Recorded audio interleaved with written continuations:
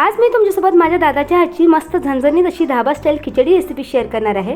त्याआधी तुमचं स्वागत आहे माझ्या मिनी ब्लॉगमध्ये। जवळजवळ 2 वर्षानंतर आमचा महाराष्ट्राचा मुहूर्त निघाला आणि आम्ही रेल्वे स्टेशनला पोहोचलो। ट्रेनमधून उतरल्या वाघाचं दर्शन झालं, त्याचबरोबर गरमीचंही, आणि शेवटी 1 तासाच्या प्रवासानंतर आम्ही घरी पोहोचलो। तर रात्री मस्त दादाने अशी धाबा स्टाईल मसाला खिचडी बनवली होती, तर तीच रेसिपी तुमच्यासोबत शेअर करणार आहे। तर इथे कुकरमध्ये तेल टाकायचं, आवडीनुसार मसाले घालायचे, टमाटर, कांदा, हिरवी मिर्च घालायची, व्यवस्थित शिजू द्यायचं आणि तुरीची भिजवलेली डाळ टाकायची। तुम्ही इथे वाटेल तर आवडीनुसार भाज्या देखील घालू शकता। त्यानंतर कुकर बंद करून व्यवस्थित 2-3 विसल आपल्याला काढून घ्यायचे आहे। साईडला भात देखील शिजायला ठेवला होता।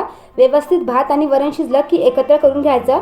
तुम्हाला जेवढी खिचडी घट्ट किंवा पातळ हवी त्यानुसार पाणी घालायचं आणि वरून मस्त असा लाल मिरची आणि मसाल्याचा तडका मारायचा।